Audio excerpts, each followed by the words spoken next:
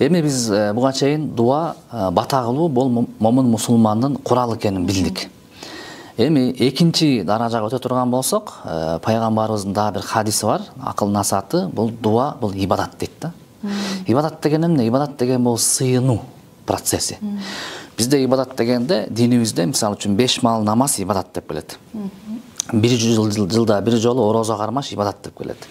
Ажылык келген ажыга барыш ибадат деп келет. Ибадат деген бул өзүнүн ичинде мыйзамы бар, эрежеси бар, убакыт сааты бар болгон нерсе, ошонун баары бир комплект болгондо ибадат болот да.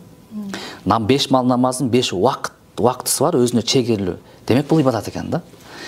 Эми пайгамбарыбыз дуа кылууну эмнеге ибадат деп койду десе, бул дуа бата кылыштын ичинде кайсы бир деңгээлде өзүнө керектелүүчү саат бар экен, керектелүүчү убакыты бар экен, өзүнүн бир учуру бар экен, демек ошону да билип коюш керек деген бир нерсени билдирет да. Бул биринчиси. Экинчиси, сен 5 маал намаз окуп, орозо кармап, зекет кылып, ажыга барып, ибадат кылып, кандай сооп тапсаң, дал ошондой эле өзүңдүн муктаждыгың чечип Кудайга кайрылып дуа кылышта ибадат, намаз окугандай эле сооп табасың деген сөз экен да. Демек эки нерсе камтылып турат. Эми ошонун келе турган болсок, убакыт саатына келе турган болсок, албетте Алла Таала адам баласын кандай гана учурда болбосун дуасын кабыл кылат. Анткени Алла Таала Куранда ва иза саалака ибади анни фа инни қариб. Эгерде пенде баласы эй Мухаммад деп пайгамбарга кайрылат. Эгерде пенде баласы мени сенден сураса, мен албетте аларга жакынмын дейт да. Ар дайым алар мененмин дейт. Уҗибу даъвата даи. Эгерде менден бирле дуа кылып, кол көтөрүп, бата кылып койгон болсо, мен анын дуасын, батасын сөзсүз кабыл кылам дейт да. Болгону дейт, фастажибули, мен айткан нерсени да кылып коюшса дейт да. Мен аларга муну кылгыла деп айтам дейт. Ошону кылып коюшса деп Аллах Таала эмне кылат? Өтүнөт да, суранат. Бирок Алла Таала өзүн экинчи планга жылдырат дагы, биринчи планга Куранда дейт, мен кандай гана мага дуа кылбасын, дава деп келет да, бир эле дуа дейт да, бир эле бата кылып койсо дейт. Ал адамга карабайм дейт. Бир жакшы ихлас ниети менен бата кылып койсо, дуа кылып койсо эле, мен аныкын сөзсүз кабыл кылам дейт. Деп туруп, анан экинчи өзүн айтып берет да. Менин суранычымды дагы, менин буйруктарымды дагы аткарышса дейт да. Деген менин дагы өзүмдүн силерге болгон суранычым бар дейт Алла Тааланчы. Эми демек ибадат кылуу сыяктуу дуа болгон болсо, демек дуанын учурлары бар экен. Алла Таала эч бир учурга деле карабай кабыл кыла берет дедик. Бирок жакшыраак болгон өзүнүн убакыт сааттары бар экен да, пайгамбар айтып кеткен боюнча. Алар өтө эле көп, бирок ошолорду бир мындай манжага санап өтө турган болсок, бул эгерде жылды ала турган болсок да, жылдын кайсыл учурунда биздин дуа бата тилектерибиз кабыл болуусу күчтүүрөөк болот десе, ошол ажыга баргандар Арапа күн бар го, биз Арапа айттын алдында Арапа кылабыз го биякта. А ошол Арапа күнү ажыга Меккеге баргандар Арапат деген бир өрөөнгө барышат, талаага. Ошол жерге барып түнү бою бата кылып чыгышат да, дуа. Ал жактан намаз окубастан бир гана дуа кылла деп айтылат да, ал жерге, аларга, ажыга баргандарга. Эмнеге десе, бир жылдын ичинде дуа бата тилек кабыл болуучу эң учур, баягы зарыл учур ошол күн экен да, бир жылдын ичинде.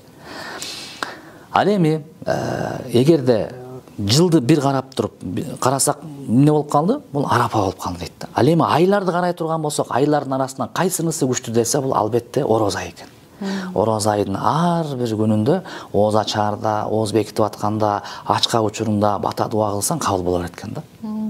Ал эми жуманы карай турган болсок, жуманын арасында бул жума күн экен, 5-күн. Дуалар кабыл болуучу күн экен да. Ал эми күндөрдү карай турган болсок, бул түндүн акыркы бөлүгү болот дейт да, багымдатка аз калган учур дейт да. Ошол учурда кылынган дуа кабыл болот дейт. Ошон үчүн түндө туруп, түндүн 3 бөлүгүнүн акыркы бөлүгүндө багымдатка бир жарым саат бир аз калган учурларда туруп 2 рекет намаз окуп Кудайга алакан жай бата кылсаң, Кудай Тааланын мээрими ошол учурда төгүлүп аткан болот дагы, батаңарды кабыл кылайын, дуаңарды кабыл кылайын, сурай турган бирөө барбы депчи. Ал учурда адамдардын баары капилетте уктуп аткан болот дейт да. Ошол учурда туруп бата кылса, сөзсүз кабыл болот дейт. Ал эми дагы майда барат кошо турган болсок, ал деген ата энесинин баласына кылган дуасы деп айтылат. Мазлум, зулум чеккен, өтө кыйналып, жапа чегип калган, баягы адилетсиздик ал тарапта болбой, тескерисинче аны баягы жаманатты кылып калган, байкош курап калган адамдын батасы. түз кабыл болот дейт да. Ооруп аткан төшөктө жаткан адамдын батасы түз кабыл болот дейт да. Ошондой эле намаз окуп бүткөндөн кийин дароо алакан жайып дуа кылгандын батасы дагы түз кабыл болот деп айтылат. Момун мусулман болгондон кийин Алла Таала эмне деп буйрду? Акыймус сола, намазыңарды тургузуп окугула деди да. Алла Таала. Орозо келгенде орозоңорду кармагыла деди. Ва ату зака, бай болсоңор зекетиңерди бергиле деди. Бай болсоңор ажылыкка баргыла деди. Деп Алла Таала өзүнүн буйруктарын адам баласына сунуштап баштады да. Бирок ошол учурда эмнеге сунуштады дедик? Буйрукту сунуш иретинде айтып атабыз, анткени адам баласына ыктыяр бергендиги үчүн. Адам ошону кылат же кылбайт да. Кылуу менен Кудайды ыраазы кылган болот, кылбаш менен Кудайдын нааразысына батып, күнөөгө батып калат дейт да. Бирок Алла Таала айтат, мен сен мусулман болуп, сен кандай гана абал, күнөөкөр болбогонуң, мен сен кылган дуаңды кабыл кыла берем дейт. Мен сенин баягы кийинген кийимиңе карабайм дейт. Мен сени улутуңа карабайм дейт. Мен сени өтө такыбасыңбы, күнөөкөрсүңбү, ага да карабайм дейт. Дава деп келет Куранда. Мындайча айтканда, уңгу менен айтылганда, бир гана дуа болсо дагы да кабыл болом дейт, кабыл кылам дейт. Сен өмүрүңдө ушу бир алакан жайып берсең дейт. Өмүрүңдө башка эч жай бар, аны да кабыл кылам дейт да. Мен кабыл кыла берем дейт. Мен ушунчалык бээнимди берешенмин дейт да. Бирок дейт, сен ар жагын ойло дейт да. Баягы пайгамбардын хадиси бизге жардамга келет да, мынтип айтылат. Эгерде сенин кыйынчылыкта кылган бата тилектериң кабыл болсун десең дейт, сага кыйынчылык келбеген учурда Кудайды эсте дейт да. Ал дегендин мааниси сага кыйынчылык келбеген учурда Кудайды эсте деген маани Кудайдын буйруктарын аткар дейт да. Намазыңды тургуз, мечиттерге бар, орозону карма, Кудайдын айткан буйруктарын аткара бер дейт. А качан кыйынчылык келгенде Кудай сенин муктаждыгыңды эң алгачкы кылып чечип берет дейт да. Бул ошондой. Ошон үчүн биз эмне кылышыбыз керек болот? Бул аятка кайта айткан болсок, Алла Таала мен кабыл кыла берем дейт. Мен мусулмандын дуасын, батасын кабыл кылам, бирок бир шарт койгон да. Пайгамбардын хадисинде келет, мынтип келет. Ушундай бир адам элестеткиле дейт да. Сахабалар айтып берет. Ушундай бир адам болсо дейт. Талаада кетип бараткан мусафир дейт. Мусафирдин батасы кабыл болот.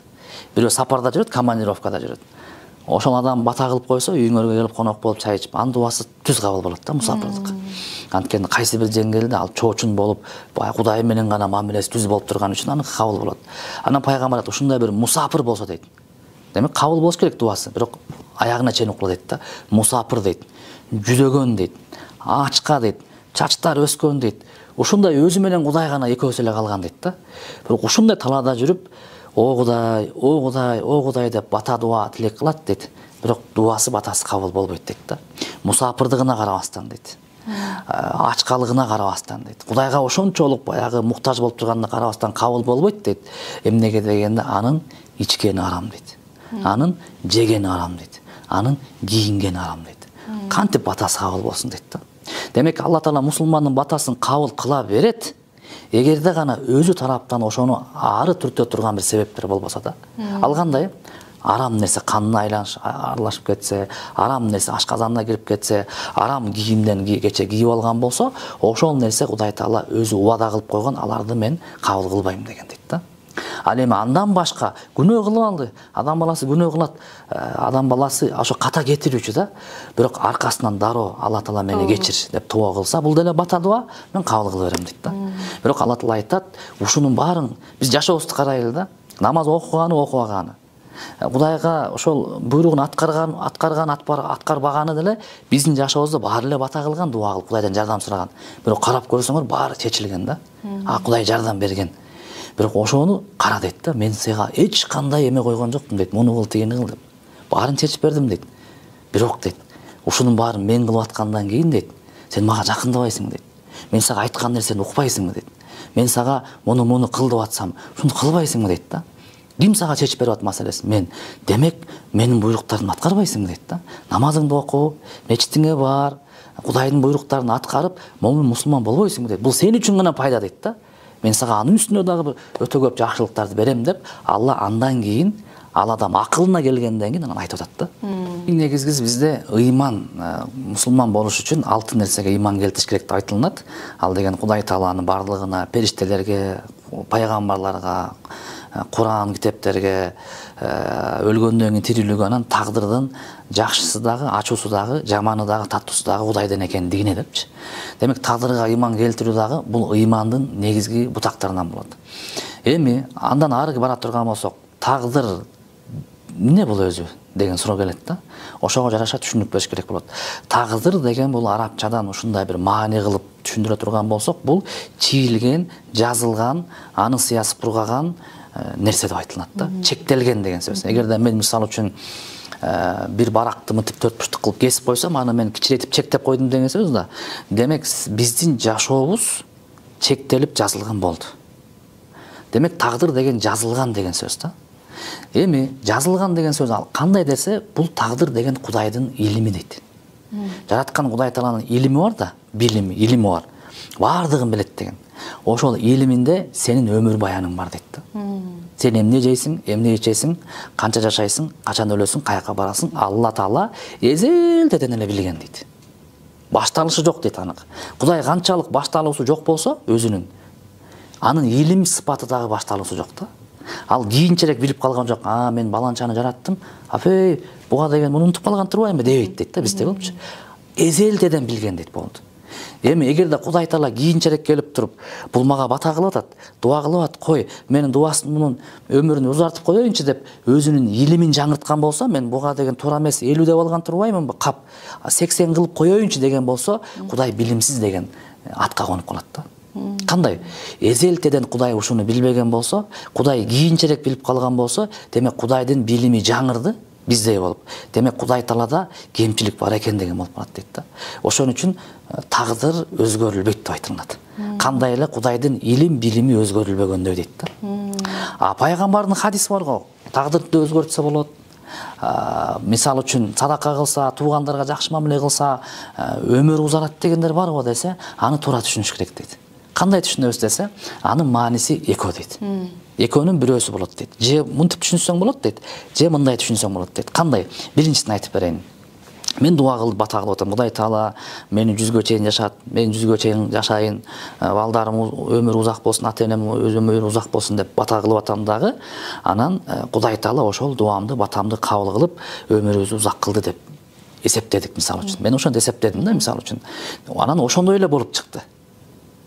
Бул кандай болуп калды? Мен ушинтип бата кылгандыгым үчүн Кудай Таала узарттыбы өмүрүн десе, биздин устат алымдар айтат, жок дейт. Кудай Таала эзелтеден дейт, билген дейт. Ушундай баланча деген бала түкүнчөнчү жылы, түкүнчөнчү айда, түкүнчөнчү саатта, түкүнчө деген жерге барып алакан жайып менден бата кылат, анан мен батасын ошондо кабыл кылам, анан ата-энесинин өмүрүн узак кылып койгон болом деп эзелтеден билген дейт. Ошол ишке ашып аткан болот дейт да. Бирок бул мажбур түрүндө эмес, анткени сен билбейсиң, сен орусча айтканда как будто да сен өзүң эркиң менен кылып аткандай болдуң дейт да. Ошон үчүн биз башында айтпадык Кудай эркиндик берген деп. Ошону дагы эркиндикти да Кудай алдын ала билген дейт да. Эмнени тандайт экен билип койгон дейт да. Ошон үчүн бизде эркиндик сезимибиз бар экен да. Ошол сезимди да Кудай алдын ала билип койгон дейт. Демек ошон үчүн сен бата кыла бер, дуа кыла бер, узун өмүр сурай бер дейт. Балким ошол сенин тагдырыңда бар дейт да. Ушул дагы бар дейт. Ушинтип түшүнсөк болот дейт. Бул биринчи вариант. Экинчи варианты дейт, жок дейт. Эгерде сен 45 жашта бул аламдан кетесиң деп жазып койгон болсо, сен канчалык садака бер, канчалык ата-энеңе дуа кыл, кандай гана кылба, 45 жашта өлөсүң дейт. Пайгамбардын айткан сөзү каяка алып барабыз десе, анын сөзүн ушуга алып барабыз дейт. Кайсыга десе, 45 жаштык жашоосунда 145 жаш адам жашай турганчалык береке берип коет дейт да.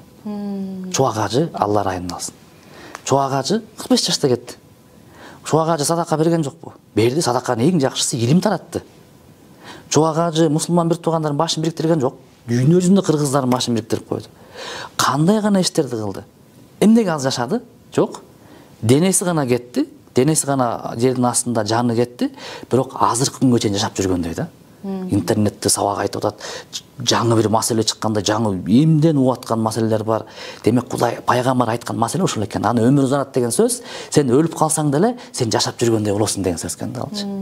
Алла Таала 45 деп жазып койгон илгери эле. Башталыш жок. Бирок сенин жашооңдун күч кубатын, берекесин сен өлсөң деле жашап жүргөндөй болосуң дейт да. Көрдүңүз бе? Ушул орусча айтканда наглядный пример да, чубак ажыч рахматулла, Алла райымын алган болсун. Ушундай деп айткан пайгамбар дейт да. Тагдырыңды өзгөртөсүң, өмүрүңдү uzартасың деген сөз, ал сен өлүп калсаң деле, сенин жашооң буякта калат дейт да. А канча деген адамдар 45 жашында өлүп кетти, аны эч ким эстебейт.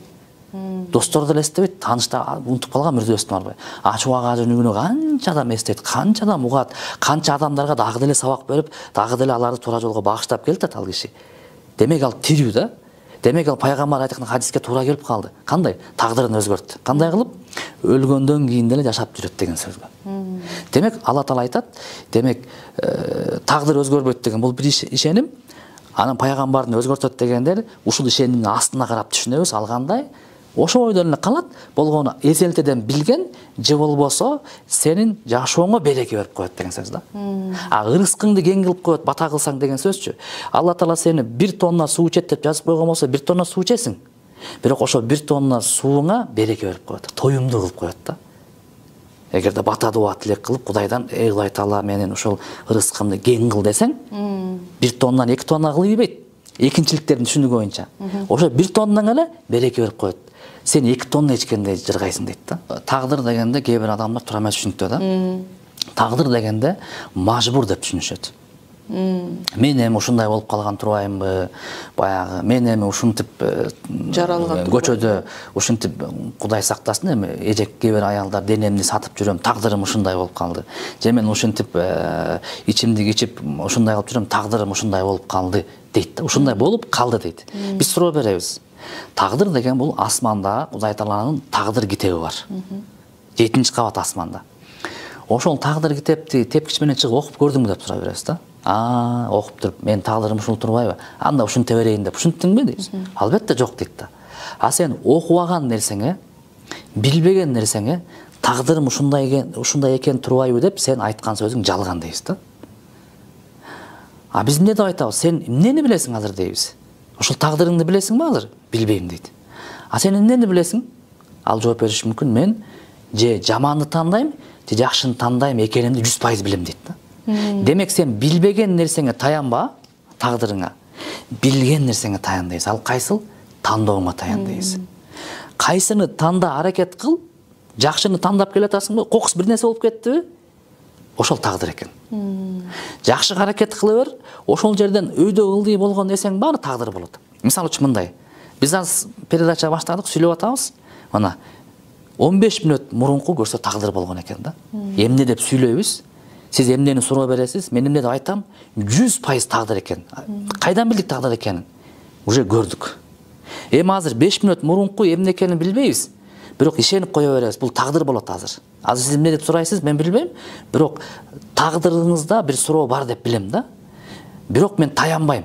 Сиз азыр мага ушундай берген атасыз депчи. Мен ишенип эле коем, болду, бүттү. А бирок 100% качан таянам? 5 мүнөттөн кийин билем аны. Анан ушундай суроо деп таянам да, көрдүңүзбү? Ошого мен 5 мүнөт алке чейинкисине мен таянбайм, ишенем, болгону мен жакшылыкты тандайм. Кандай жакшы жооп берген аракет кылам да. Анан жакшы жооп берем деп туура эмес жооп берип алдым. Интернеттегилер комментарийге жазды, туура эмес жооп берип койду деп бир моллекелер. Тагдырым дейм да. Тагдырымда ушинче жооп берет деген бар болгон экен. Бирок мен атайын кылган эмесем, жакшылык аракет кылдым эле, оозуман туура эмес жооп чыгып кетти, демек тагдыр экен. А тагдыр экен каяктан билдим? Ал өтүп кетпеди, өткөндөн көрдүк, ушул жазылган экен да көрсө тигине депчи. Деген сөз да. Ошон үчүн аларга айтарыбыз, сиз алдыны карай жакшыны танда, тагдырга ишен, бирок таянба. Ушинтип айтабыз. А качан таянасың? Өтүп кеткен нерсеңе таян. Кандай? Болду эми. Кудай сактасын, бирөөнүн баласы чарчап калыптыр, тагдыр. Ушундай болмок экен. Бирөө мисалы үчүн кырсыктап калды, тагдыр. Ушундай болмок экен. Бирөөнүн мисалы үчүн баланчасыга каза болуп калды, тагдыр. Ушундай болгон экен. 100% ушундай болмок экен. Алла мурун жазып койгон экен. Бүттү. Ошондо сен инфаркт, инсульт болбойсуң да. Мынтип койсоң болмок экен. Жок, бүттү, тагдыр. Ушундай болмок экен, башка вариант жок. А келечекте сенден аракет кыла бер. Ошон үчүн тагдыр бул Кудайдын сыры деп айтылат. Адамды кыйнаш үчүн эмес, сынаш үчүн жаралган дейт да.